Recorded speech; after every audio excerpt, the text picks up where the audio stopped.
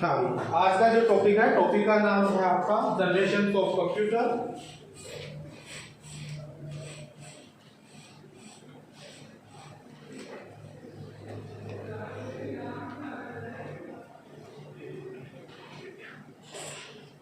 Generation of computer या computer की पीढ़ियां।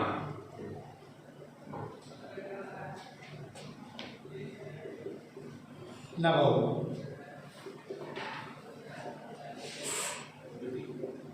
कंप्यूटर की पीढ़ियां, जनरेशन ऑफ कंप्यूटर या कंप्यूटर की पीढ़ियां।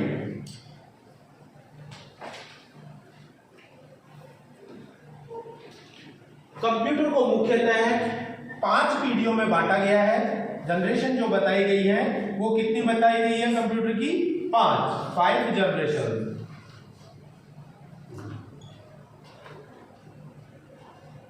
Of computer behalf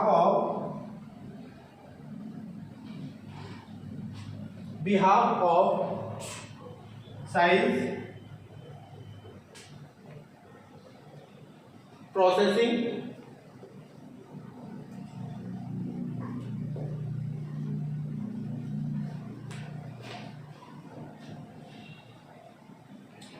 and hardware component।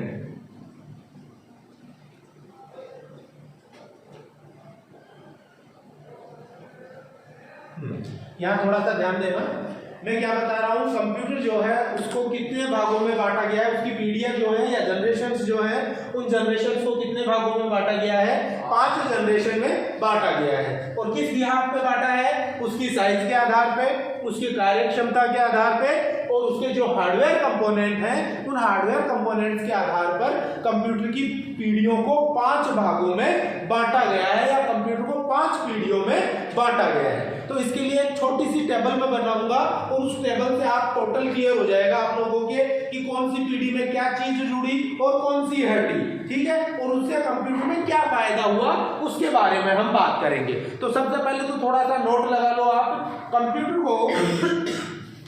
को इंट्रो में इंट्रोडक्शन डाल दो, इंट्रो या इंट्रोडक्शन डाल दो। कंप्यूटर को उसके आकार, कंप्यूटर को उसके आकार,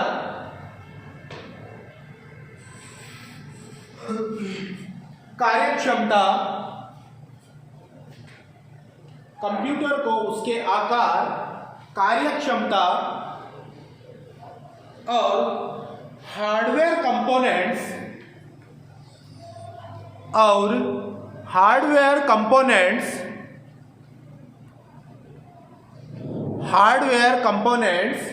के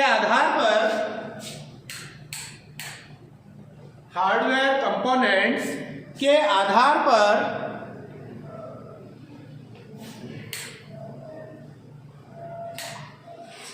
5 जनरेशन या पीढ़ियों में 5 जनरेशन या पीढ़ियों में बांटा गया है। 5 जनरेशन या पीढ़ियों में बांटा गया है जो कि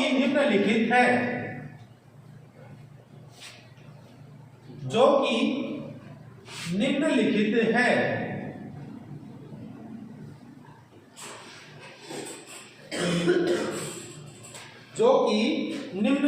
है, यहां थोड़ा सा आप लोगों को ध्यान देना है कि देखो पहला जो कंप्यूटर पाया गया था वो तो 16वीं सदी में पाया गया था, 1600 कुछ करके, और कहां पाया गया था? चाइना में।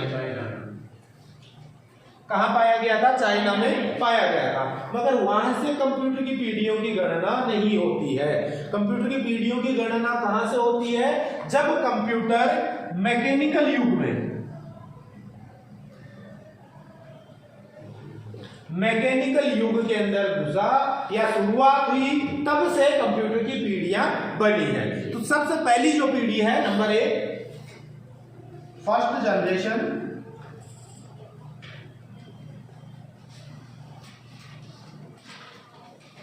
ऑफ कंप्यूटर, या पहली जो पीढ़ी है,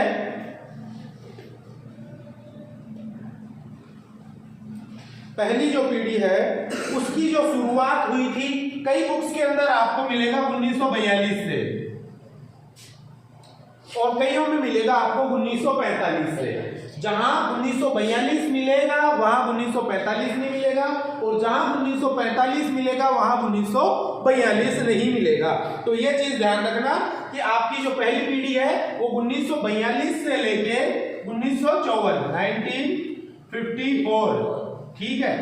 पहली पीढ़ी में थोड़ा सा कंफ्यूजन रहता है क्योंकि कई बुक्स के अंदर यहाँ आपको मिलता है 1942 और कई बुक्स में यहाँ मिलेगा 1945, तो दोनों सही है, कोई कंफ्यूजन वाली बात नहीं है। तो ध्यान रखना आपकी जो पहली जनरेशन है कंप्यूटर की वो शुरू कब हुई, 1942 से लेके 42 से लेके 1954 के बीच में हुई। अब इसका जो मुख्य कंपोनेंट था या मुख्य पुर्जा जो था जिसे हम बोलते हैं स्विचिंग अपनी टेक्निक, ठीक है। अब इसमें होता क्या था उसके बारे में हम बात करते हैं। इसके अंदर सबसे पहला जो कंप्यूटर बना उसका जो आकार, देखो बात यहाँ किसकी होगी, एक तो आकार मैं पहले बता चुका हूँ आप लोगों को, एक तो आकार यानी साइज की बात होगी, एक उसकी प्रोसेसिंग यानी कार्य क्षमता,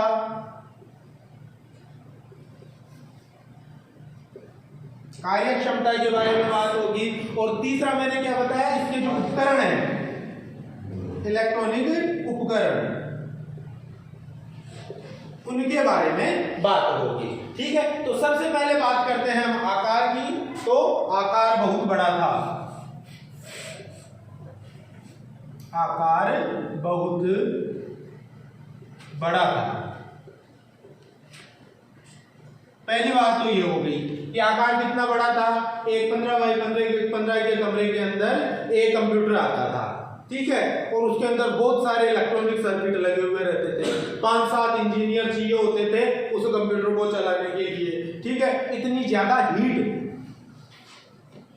भाई इलेक्ट्रॉनिक कंपोनेंट है, अगर वो बिजली से चल रहा है तो वो क्या होगा, गर्म होगा, 100% बात है, वो क्या होगा, गर्म होगा। तो हीट बहुत ज्यादा छोड़ते थे, क्या छोड़ते थे, हीट, और उसको ठंडा रखने के लिए क्या लगाना पड़ता था, एसी या एयर कंडीशनर्स लगाने पड़ते थे, तब वो जाके वो कंप्यूटर काम करता था। और ये मैकेनिकल लैंग्वेज,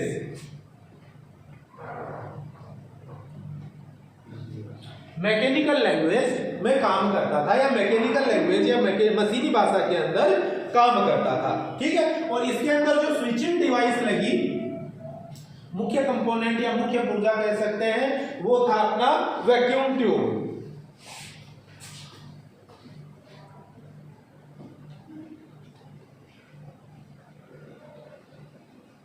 स्विचिंग डिवाइस कौन सा था, वैक्यूम ट्यूब।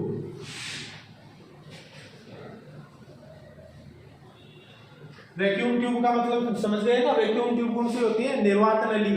अरे पुराने टीवी देखते हैं हम, ओल्ड टीवी देखते हैं, ब्लैक एंड व्हाइट वाले जमाने के, इतना बड़ा टीवी आता था, उसको मिस्त्री या मैकेनिक खोलता था तो उसमें पीछे की तरफ देखो एक ट्यूब लगी हुई रहती थी, बड़ी साइज, इतनी बड़ी ट्यूब लगी हुई रहती थी, वो वैक्यूम ट्यूब कह सकते। उसको एक एग्जाम्पल बता रहा हूँ, वो नहीं है, ठीक है, वो एक एग्जाम्पल हो गया कि वो अपनी क्या हो गई, एक वैक्यूम ट्यूब हो गई। तो ठीक है ना, अपनी स्विचिंग डिवाइस के रूप में किसे काम में लिया गया, वैक्यूम ट्यूब को काम में लिया गया। और स्टोरेज के लिए इसे उतार लेना, और स्टोरेज के लिए काम में लिया गया मैग्नेटिक ड्रम।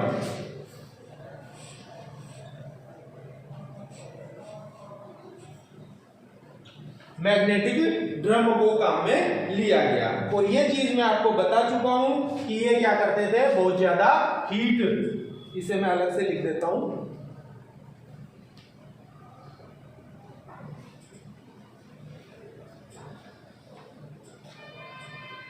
बहुत ज्यादा गर्मी पैदा करते थे।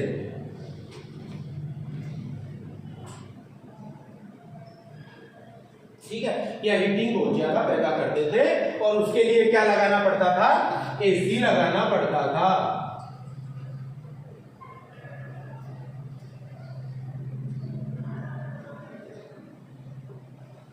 एसी लगाना पड़ता था। ठीक है, उतारो इसे।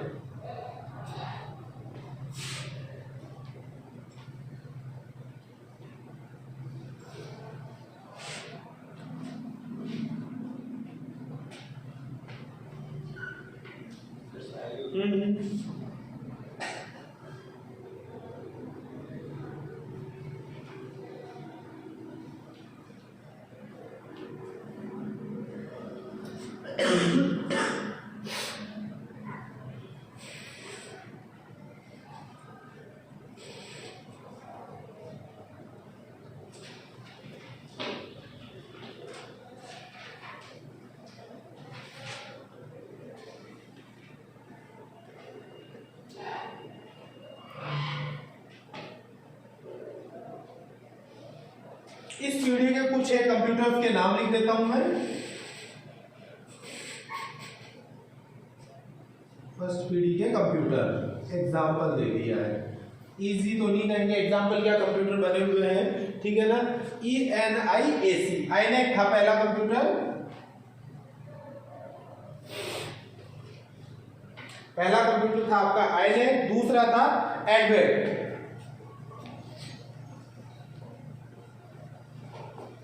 दूसरा था एडवेट और एक था IBM 701।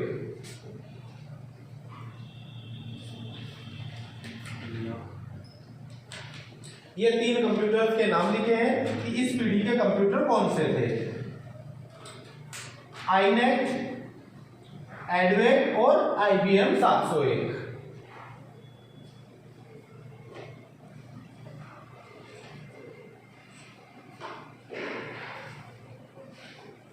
उतार लिया, ठीक है। एक बार ध्यान देना बेटा, दोबारा बताता हूँ मैं, उतारते रहो, मैं बताता भी रहता हूँ। मैंने बताया कंप्यूटर की जो पहली पीढ़ी है उसकी शुरुआत होती है 1942 से। कई बुक्स में आपको क्या मिलेगा 1945, तो कंफ्यूजन नहीं होना है। 1942 से 1954-55 के लगभग तक ये पहली पीढ़ी चली थी और इसका मुख्य कंपोनेंट या मुख्य पुर्जा जो था वो कौन सा था, वैक्यूम ट्यूब था, ठीक है। और जो डाटा स्टोरेज होते थे वो किस पे होते थे, मैग्नेटिक ड्रम के ऊपर होते थे। दूसरी चीज मैंने बताई, आकार बहुत बड़ा था, ठीक है। हीटिंग बहुत ज्यादा थी, यानी गर्मी बहुत ज्यादा पैदा करते थे और उसे ठंडा रखने के लिए एसी की जरूरत पड़ती थी। और इस जो जनरेशन है या इस पीढ़ी के जो कंप्यूटर हैं उनके नाम है आईनेक, एडवेट और IBM 701। ये कुछ एक कंप्यूटर के नाम बताए हैं जो पहली पीढ़ी के अंदर फेमस हुए, ठीक है। यहाँ तो कोई समस्या समझ गए। अब इसके बाद में नेक्स्ट अपना नंबर 2 आ जाता है, सेकंड जनरेशन ऑफ कंप्यूटर। लगाओ पॉइंट।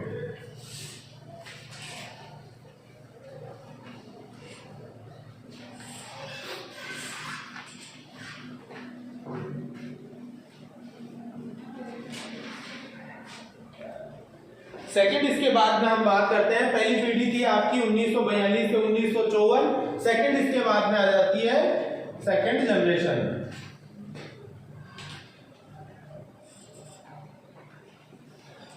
और सेकंड जनरेशन कब से कब तक की मानी गई है, 1955 से 1962 तक।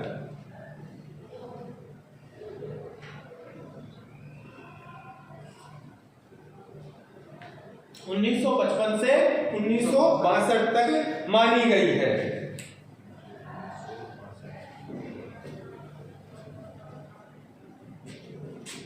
अब इसमें क्या हुआ भाई, आकार थोड़ा छोटा हो गया पहली पीढ़ी की तुलना में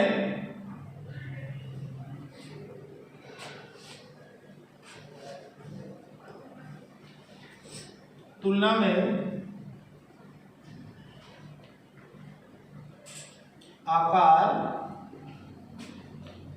छोटा,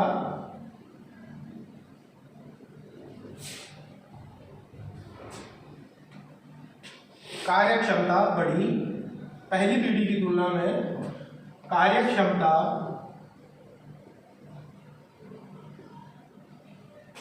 में बढ़ोतरी,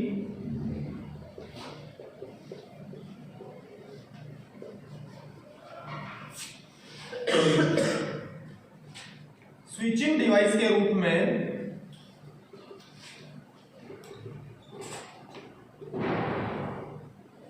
पहले में क्या था, वैक्यूम ट्यूब था। पहले में हमने स्विचिंग डिवाइस कौन सी काम में ली, वैक्यूम ट्यूब काम में ली। अब उसकी जगह स्विचिंग डिवाइस जो लग गई वो लग गई ट्रांजिस्टर का आविष्कार हुआ। किसका आविष्कार हुआ, ट्रांजिस्टर का आविष्कार हुआ। सन 1954 के लगभग क्या हुआ था, ट्रांजिस्टर का आविष्कार हुआ था। आविष्कारकर्ता का मेरे को नाम ध्यान में नहीं है, मैं बाद में बता दूंगा तुम्हें। और उसके बाद में ट्रांजिस्टर की सहायता से आपके नए कंप्यूटर बने जो दूसरी पीढ़ी के कंप्यूटर कहलाए। और इसमें जो डिवाइस स्टोरेज है और storage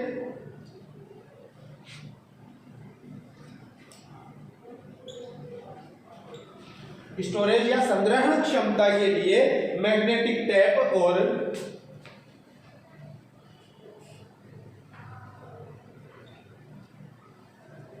magnetic drum, magnetic disk को प्रयोग में लिया गया।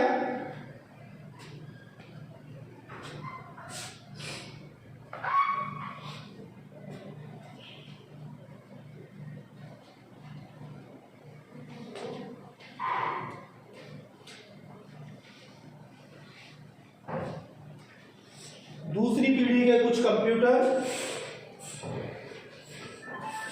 IBM 1620,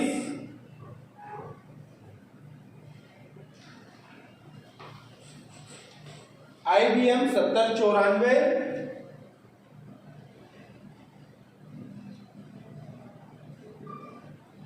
और CDC 1604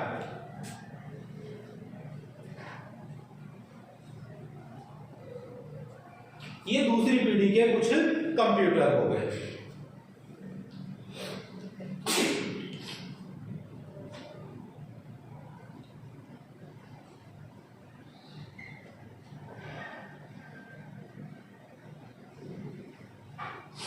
हाँ, यहाँ थोड़ा सा ध्यान आपको एक और देना है कि जब फर्स्ट जनरेशन आपकी आई है, मैंने फर्स्ट जनरेशन बताई, वो किस में, फर्स्ट जनरेशन के जो कंप्यूटर थे वो कौन सी भाषा में काम करते थे, मशीनी लैंग्वेज। मशीनी लैंग्वेज आपको मैंने बताई। अब यहाँ हम बात करते हैं सेकंड जनरेशन के जो अपने कंप्यूटर हैं वो असेंबली और हाई लेवल लैंग्वेज में काम करते हैं। इनकी जो लैंग्वेज थी, लैंग्वेज यानी भाषा, कौन सी बताई, assembly and high level language.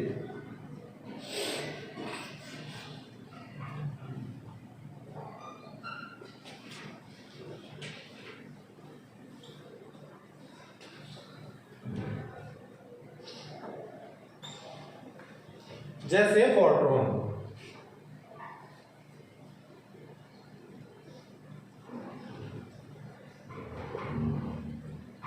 जैसे फोर्ट्रॉन। ये एक लाइन और जोड़ देना है यहाँ पे। बात कर रहे हैं हम दूसरी पीढ़ी की। 1955 से 1962 तक आपकी दूसरी पीढ़ी रही। 1955 के लगभग ट्रांजिस्टर का आविष्कार हुआ था और ट्रांजिस्टर की सहायता से जो कंप्यूटर बने वो पहली पीढ़ी की तुलना में आकार में बहुत छोटे हो गए। ठीक है, बिजली की खपत कम हो गई और ऐसे में कार्यक्षमता में बढ़ोतरी हुई और हीटिंग भी कम देने लगे। ठीक है, दूसरी चीज मैंने क्या बताया, स्विचिंग के रूप में क्या काम में लिया, ट्रांजिस्टर काम में लिया। नेक्स्ट, स्टोरेज यानी डाटा को संग्रहण रखने के लिए मैग्नेटिक टेप या मैग्नेटिक डिस्क को प्रयोग में लिया गया। और इस पीढ़ी के कुछ कंप्यूटर्स के नाम है IBM 1620, IBM 7094 और CDC 1604। ये कुछ है इस पीढ़ी के कंप्यूटर, जो मुख्य कंप्यूटर है उन कंप्यूटर्स के नाम मैंने लिखाए हैं। अब मैंने बताया था पहली पीढ़ी के अंदर क्या हुआ था, मशीनी लैंग्वेज में सारा काम हुआ था। ठीक है, उस टाइम पे कंप्यूटर की भाषा कौन सी थी, मशीनी भाषा थी, आजकल वाली भाषा नहीं थी। ठीक है, और सेकंड जो बात अपनी जनरेशन है, सेकंड जनरेशन की जो लैंग्वेज या भाषा थी वो भाषा कौन सी है, असेंबली या हाई लेवल लैंग्वेज में काम हुआ। और जो प्रोग्रामिंग लैंग्वेज है फोर्ट्रॉन जिसे हम बोलते हैं, वो भी विकसित कब हुई, अपनी दूसरी पीढ़ी के अंदर विकसित हुई थी। यहाँ तो कोई समस्या समझ में आ गया। अब नंबर 3 लगाओ। इसके बाद में आ जाती है आपकी थर्ड जनरेशन।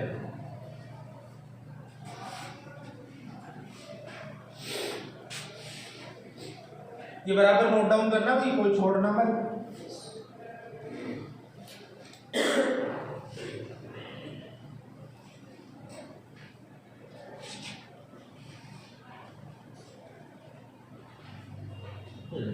इसके बाद में आ जाती है आपकी नंबर 3 थर्ड जनरेशन।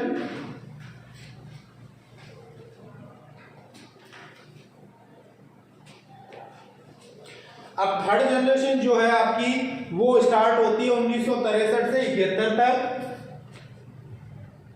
1963 से लेके 1971 तक।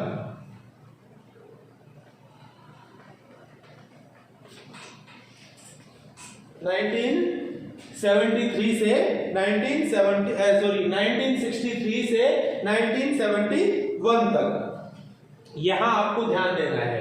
ठीक है भाई, आकार तो धीरे धीरे छोटा होता जाएगा, आकार तो धीरे धीरे छोटा होता जाएगा। बिजली की खपत भी धीरे धीरे, भाई आकार छोटा होगा तो बिजली की खपत भी कम होगी और ऊर्जा का जो ऊर्जा निकलती है या भाप निकलती है, सॉरी गर्मी निकलती है, उष्मा निकलती है, वो भी कम होती जाएगी। यहाँ जो स्विचिंग डिवाइस के रूप में काम में लिया सेकेंड जनरेशन में आपका ट्रांजिस्टर था, ट्रांजिस्टर की जगह तीसरी पीढ़ी के अंदर काम में लिया आईसी को, आईसी। ठीक है, आईसी का पूरा नाम क्या है? Integrated circuit.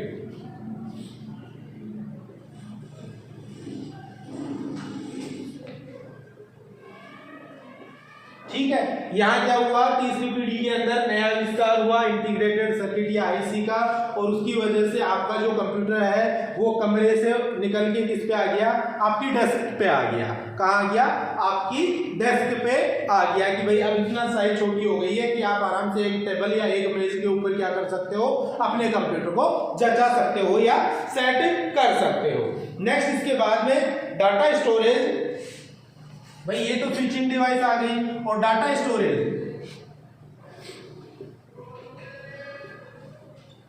भाई स्विचिंग डिवाइस आईसी आ गई, डाटा स्टोरेज,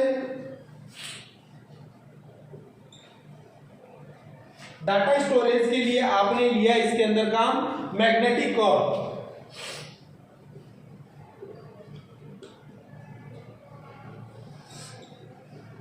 मैग्नेटिक कोर को काम में लिया, और इस पीढ़ी के कंप्यूटर क्या हुआ?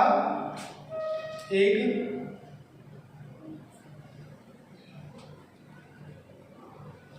मेज या टेबल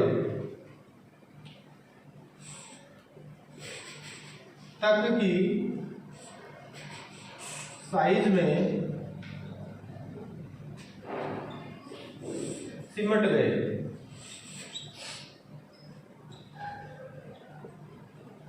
ठीक है, ये जो कंप्यूटर है तीसरी पीढ़ी के कंप्यूटर है, एक टेबल तक की साइज में क्या हो गया? ये सिमट के आ गए।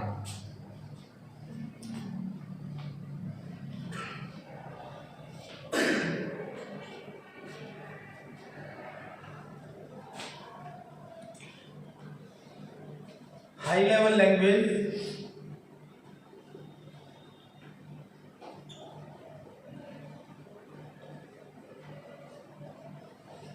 हाई लेवल लैंग्वेज इसमें कौन कौन सी आई? पास्कल और बेसिक।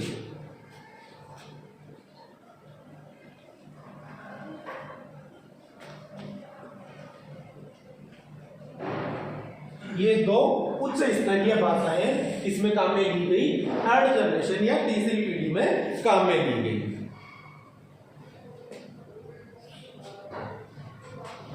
इस पीढ़ी के कंप्यूटर कौन कौन से हैं? IBM 360 सीरीज,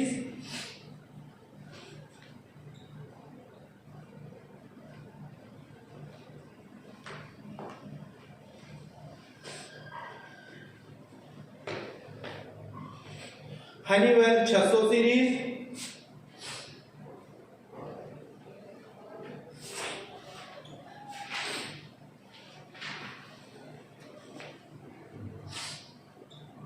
इत्यादि।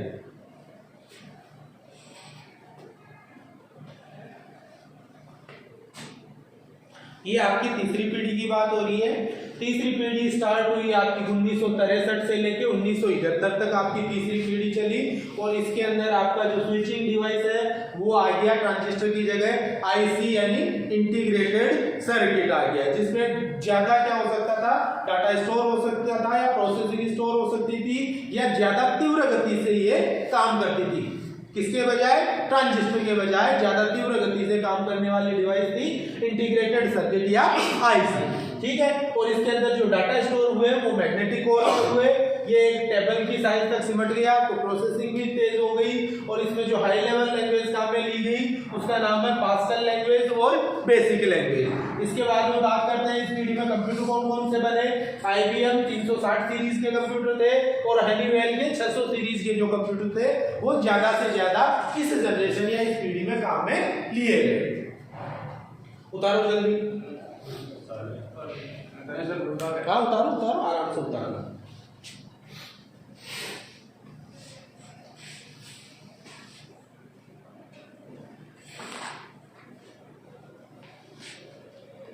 उनका कहीं भी समस्या है वो बीच में पूछ लो, कोई दिक्कत वाली बात नहीं है, ठीक है ना।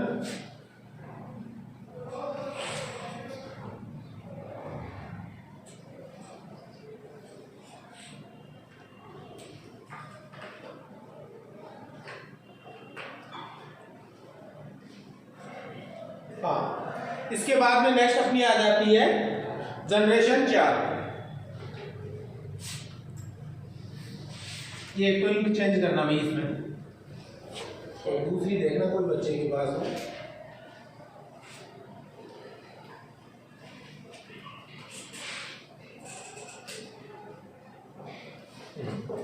नेक्स्ट लगाओ इसके बाद में नंबर 4 फोर्थ जनरेशन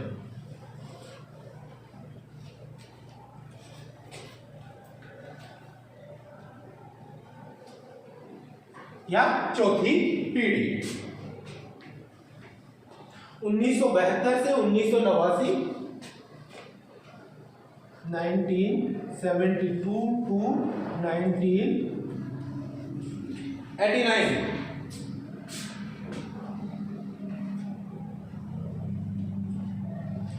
हाँ, आपकी चौथी पीढ़ी जो है वो उसका प्रारंभ माना जाता है 1972 से लेके 1989 तक। इसमें क्या हुआ, जो आपकी स्विचिंग डिवाइस थी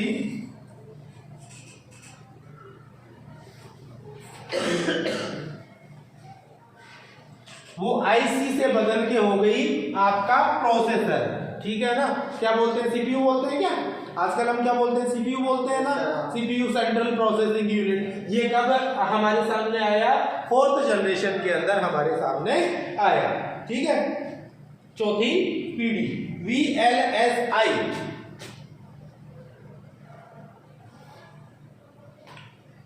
very large scale integration.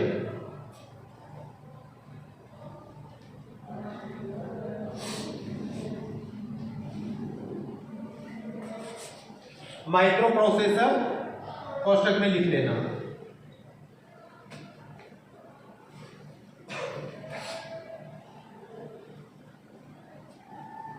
IC की जगह क्या आ गए, माइक्रो प्रोसेसर आ गए, जिसे हम सीपीयू के नाम से भी जानते हैं। और ये जो टेक्नोलॉजी है उसे हम बोलते हैं VLSI, very large scale integration.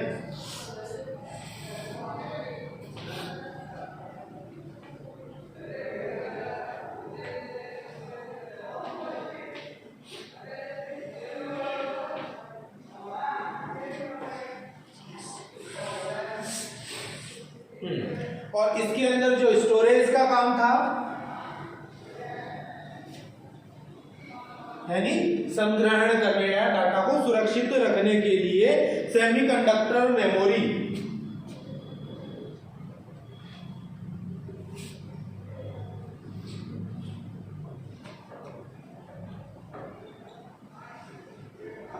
Semiconductor memory आ गई।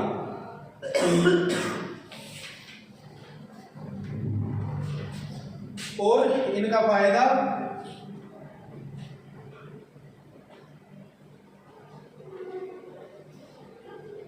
ये एक स्थान से दूसरे स्थान पर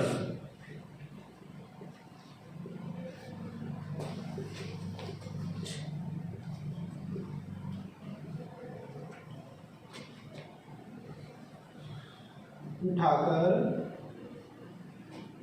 ले जाने योग्य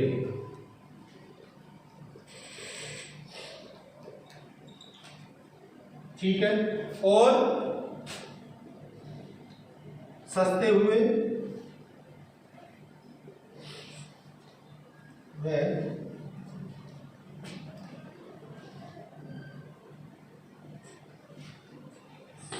आकार में छोटे तो हो ही गए ना, सस्ते व अधिक भरोसेमंद।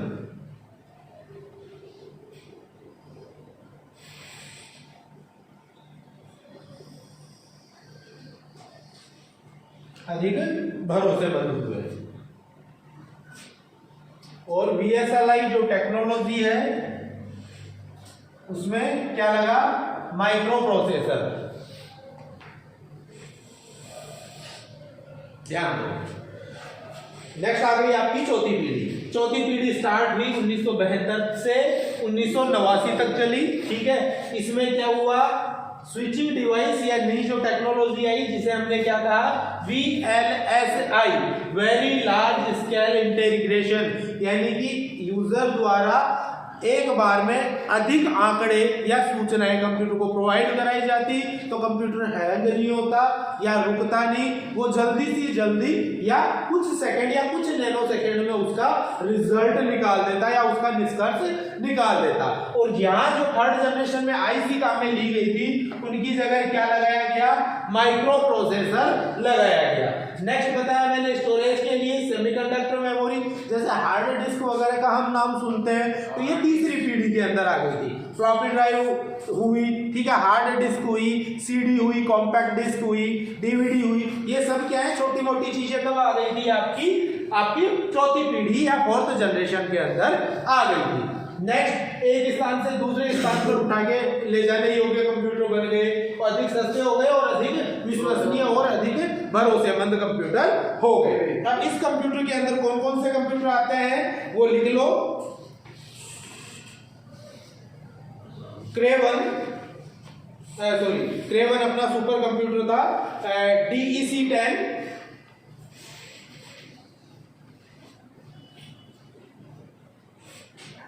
स्टार 1000,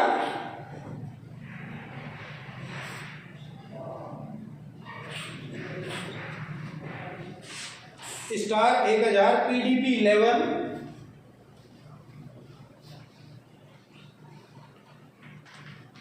PDP-11, ये तो थे आपके क्या, चौथी पीढ़ी के कंप्यूटर।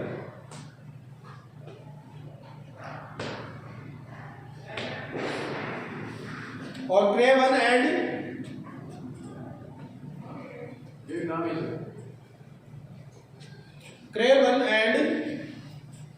क्रे XMP,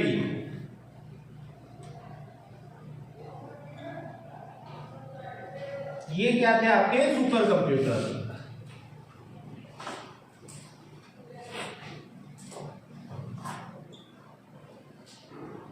ये क्या थे आपके सुपर कंप्यूटर थे।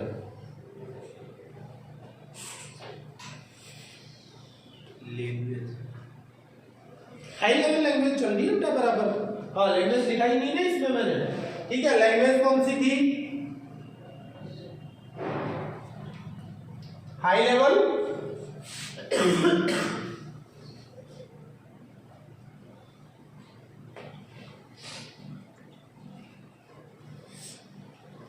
हाई लेवल लैंग्वेज जिसके अंदर कौन कौन से, APL, SQL और VB।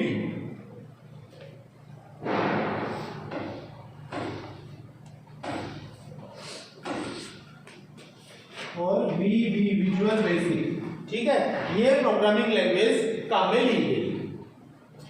लैंग्वेज के रूप में हाई लेवल सेकेंड जनरेशन के जो कंप्यूटर थे उसके बाद में रेगुलरली हाई लेवल लैंग्वेज चल रही है, ठीक है। लो लेवल लैंग्वेज किसे कहते हैं, मशीनी भाषा को बोलते हैं लो लेवल लैंग्वेज, ठीक है। तो पहली पीढ़ी के कंप्यूटर में आपकी लो लेवल लैंग्वेज थी या मशीनी लैंग्वेज थी, और उसके बाद की जो पीढ़ियां हैं सेकेंड, थर्ड, फोर्थ, फिफ्थ, उनके अंदर आपकी हाई लेवल लैंग्वेज आ गई, या उसके अंदर अपनी क्या आ गई, अब जो अपनी फोर्थ जनरेशन है उसमें APL, SQL और VB नामक हाई लेवल लैंग्वेज को प्रयोग में लिया गया।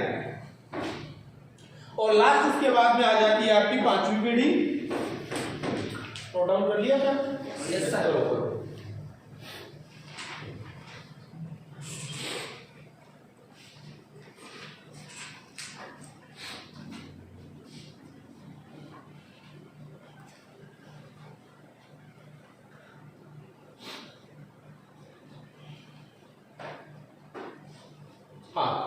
नेक्स्ट इसके बाद में आ जाती है अपनी आज के लिए लास्ट पॉइंट है 5th जनरेशन ऑफ कंप्यूटर। लगाओ पॉइंट।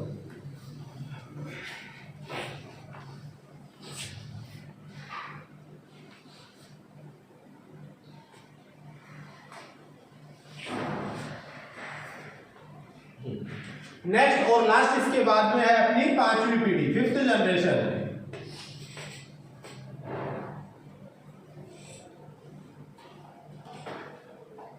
क्या? 5वीं पीढ़ी, जो 1989 से लेके अब तक वर्तमान तक चलती आ रही है।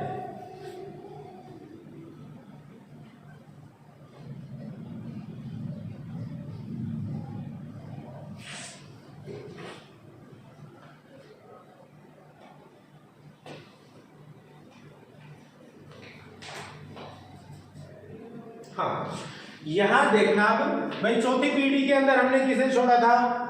माइक्रो प्रोसेसर को छोड़ा था। भाई एक चीज बराबर बदलती जा रही है, ठीक है, मुख्य रूप से एक चीज बराबर बदलती जा रही है। वो क्या बदल रही है? सबसे पहले स्विचिंग डिवाइस, ठीक है ना। सबसे पहले मुख्य रूप से क्या बदलती जा रही है? Switching device. तो यहाँ स्विचिंग डिवाइस वही है माइक्रो प्रोसेसर, मगर जहां VSLI था वहां हो गया ULSI। बताता हूं मैं, लिखना स्टार्ट करो फिर बताता हूं। Ultra large scale integrated ULSI, यानी कि जो प्रोसेसर होते हैं वो प्रोसेसर क्या हो गए? और अधिक शक्तिशाली हो गए, और अधिक शक्तिशाली हो गए। जैसे 4थी पीढ़ी के जो कंप्यूटर हैं वो मान के चलो 1 सेकंड में 1000 गणना कर रहे हैं, तो 5वीं पीढ़ी के जो कंप्यूटर हो गए वो वही 1 सेकंड के अंदर 10,000 गणना या 1 लाख गणनाएं कर सकते हैं। तो बढ़ क्या गया? Processing speed. क्या बढ़ा? Processing speed. बाकी वही है कि उसमें जो प्रोसेसर था वो वही था, माइक्रो प्रोसेसर, MICRO प्रोसेसर। और ये जो माइक्रो प्रोसेसर है ये किसका बना होता है? सिलिकॉन का।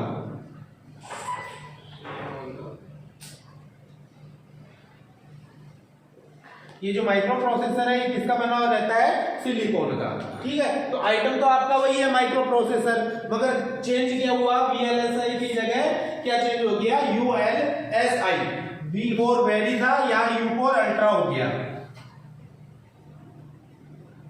Ultra large scale integration.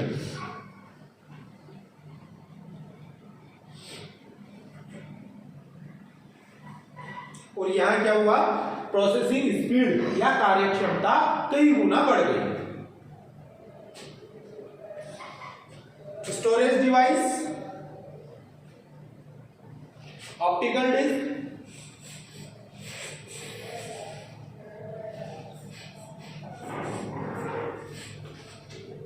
Optical disc. और ये जो कंप्यूटर है ये AI पे काम करते हैं अधिकतर, ज्यादा से ज्यादा किस पे काम करते हैं? AI। और AI का मतलब है आर्टिफिशियल इंटेलिजेंस।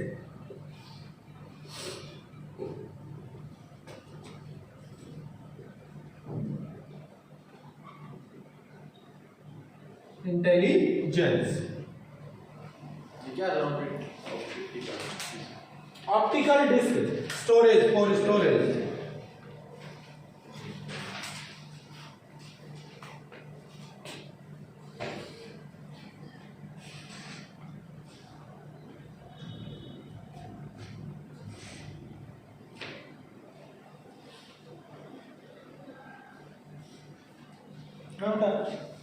और स्टोरेज के लिए ऑप्टिकल डिस्क। और इसमें नई तकनीक का विकास हुआ या नई तकनीक उभर के आई, वो कौन सी थी? AI या आर्टिफिशियल इंटेलिजेंस। AI या आर्टिफिशियल इंटेलिजेंस का एक एग्जांपल देता हूं। आजकल देखते हैं अपन एडवर्टाइज चलता है, एडवर्टाइज के अंदर क्या बोलता है हीरो या हीरोइन?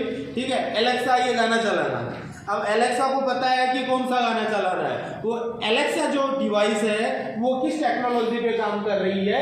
AI टेक्नोलॉजी पे काम कर रही है। दूसरी चीज आप लोग देखा करो, आप लोग फेसबुक चला रहे हो, इंस्टा चला रहे हो या कोई भी सोशल वेबसाइट आप चला रहे हो, वहां आप क्या करते हो, जैसे एक प्रकार का वीडियो देखा आपने, कोई भी मान के चलो कंप्यूटर का ट्यूटोरियल देखा, एक वीडियो किसका देखा, कंप्यूटर का ट्यूटोरियल, तो उसके बाद में क्या होता है देखा करो, उससे रिलेटेड वीडियोस आपके सामने आते हैं कि नहीं, तो वो क्या होता है आपके दिमाग के अंदर नहीं घुस सकता, मगर आप क्या खोज रहे हो, क्या ढूंढ रहे हो, उससे रिलेटेड वीडियोस आपको दिखाता है। तो वो टेक्नोलॉजी भी कौन सी है, एआई या आर्टिफिशियल टेक्नोलॉजी कहलाती है। समझ में आया, तो उसे हम बोलते हैं एआई या आर्टिफिशियल इंटेलिजेंस। ओके, और ये जो पीढ़ी है ये 1989 से प्रारंभ हुई और वर्तमान तक चलती जा रही है। अभी तक इसके आगे कोई पीढ़ी नहीं आई है, वर्तमान तक ये चलती जा रही है। इसमें माइक्रो प्रोसेसर काम में लिए गए, और माइक्रो प्रोसेसर काहे के बने हुए रहते हैं, सिलिकॉन के बने हुए रहते हैं, और यहाँ VLSI की जगह ULSI आ गया, यानी अल्ट्रा लार्ज स्केल इंटीग्रेशन। बहुत बड़े या वृहद रूप से क्या करने लगे, ये कंप्यूटर अपनी गणनाएं करने लगे, ठीक है ना, नैनो सेकंड में गणनाएं करने लगे। और स्टोरेज के लिए इसमें क्या काम में लिया गया, ऑप्टिकल डिस्क को काम में लिया गया, और ये जो कंप्यूटर है या ये एआई टेक्नोलॉजी पर काम करते हैं। और पांचवी पीढ़ी के आपके कंप्यूटर जो है वो कौन से कंप्यूटर है, जैसे डेस्कटॉप, लैपटॉप,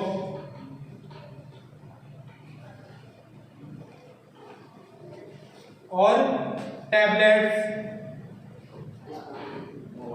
स्मार्टफोन्स,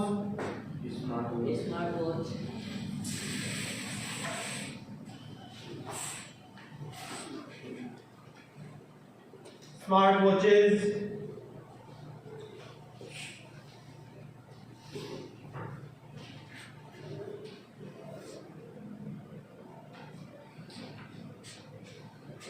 इत्यादि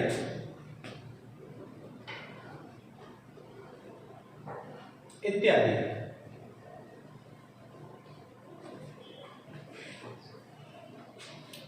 तो आपका डेस्कटॉप कंप्यूटर हो गया, पांचवी पीढ़ी का है। लैपटॉप है आपके पास, टैबलेट्स वगैरह आते हैं, ठीक है, बुक्स वगैरह रीडिंग के लिए या रीडिंग से रिलेटेड काम के लिए टैब्स आते हैं आपके।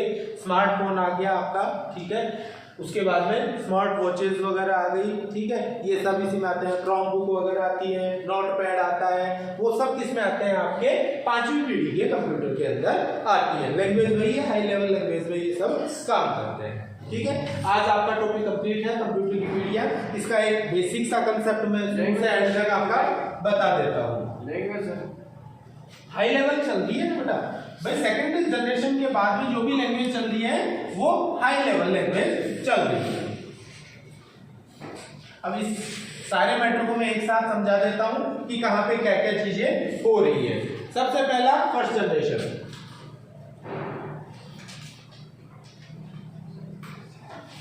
ठीक है, कब से कब तक, 1900 बोलते जाओ बराबर, 1942 टू 1954, ठीक है।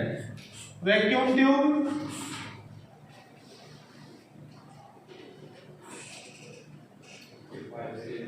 एंड पंच कार्ड काम में लिया और मैग्नेटिक ड्रम में स्टोर किया।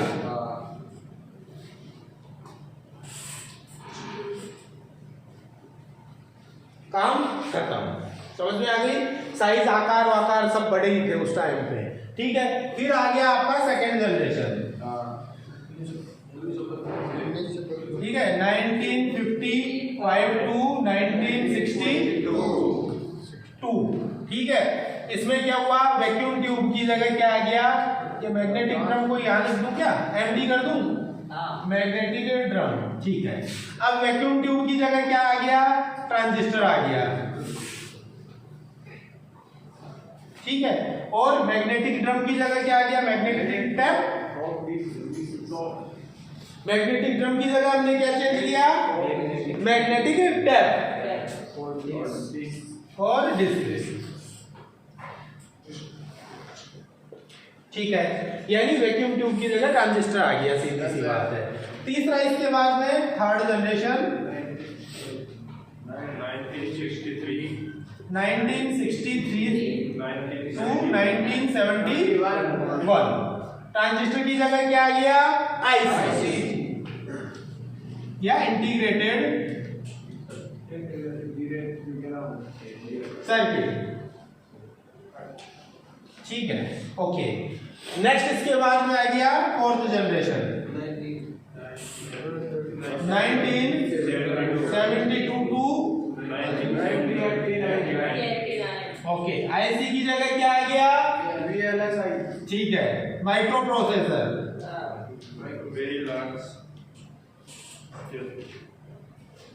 और टेक्नोलॉजी VLSI। ठीक है, ओके। यहां इसमें जो थी वो थी फर्स्ट जनरेशन में क्या था? मशीनी लैंग्वेज। ठीक है, और यहां से आ गई हाई लेवल लैंग्वेज। कौन सी थी? फोर्ट्रॉन। हाँ, ठीक है। इसमें बताओ हाई लेवल लैंग्वेज कौन सी आई? जनरेशन थर्ड के अंदर हाई लेवल लैंग्वेज कौन सी आई? पास्कल और बेसिक। हाँ, ठीक है। इसके बाद में फोर्थ जनरेशन जो है वो उसमें माइक्रो प्रोसेसर काम में लिया गया। आईसी की जगह माइक्रो प्रोसेसर लगा और टेक्नोलॉजी आ गई VLSI, very large scale integration वाली आपकी टेक्नोलॉजी आ गई। और इसमें जो स्टोरेज है वो काम में लिया गया सेमीकंडक्टर मेमोरी।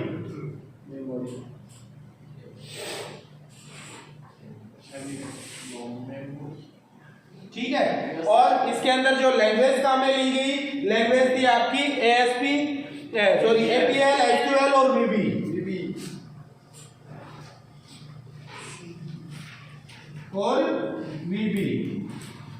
खत्म कहानी। नेक्स्ट इसके बाद में आ गई आपकी फिफ्थ जनरेशन 1989 टू टिल। ठीक है, इसमें लगा तो वही स्विचिंग डिवाइस तो कौन सी थी? Micro processor. और VLSI की जगह U हो गया, B का U हो गया, अल्ट्रा लार्ज स्केल इंटीग्रेशन। हाँ, ठीक है। तो पांचवी पीढ़ी के लिए बात कर रहे हैं कि नेक्स्ट आपकी आ गई फिफ्थ जनरेशन जो 1989 से लेके वर्तमान तक चालू है, जिसमें माइक्रो प्रोसेसर लगा और ULSI यानी अल्ट्रा लार्ज स्केल इंटीग्रेशन पे काम हो रहा है। और इसके अंदर जो स्टोरेज डिवाइस थी वो कौन सी थी? Optical disc.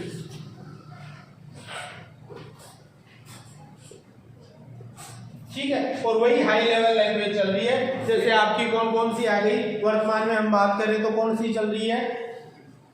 Python, C sharp. ठीक है, जावा जो प्रोग्रामिंग लैंग्वेज है, ठीक है ना, सी शार्प, जावा, पाइथन, ये सब क्या है आपकी प्रोग्रामिंग लैंग्वेज आ गई। ठीक है, और यहाँ जो टेक्नोलॉजी लगी वो थी आर्टिफिशियल इंटेलिजेंस के ऊपर काम होने लग गया। यहां से यहां तक कोई समस्या है तो पूछो। साफ सीधा सा काम है कि एक तो आपको जनरेशंस की डेट याद रखो और स्विचिंग डिवाइस को मुख्यतः आपको याद रखना है।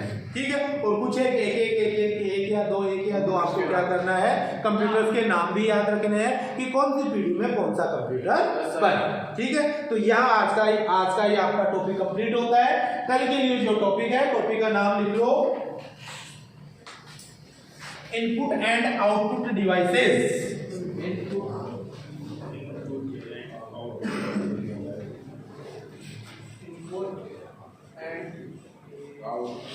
कल के लिए टॉपिक लगाओ इनपुट एंड आउटपुट डिवाइसेस।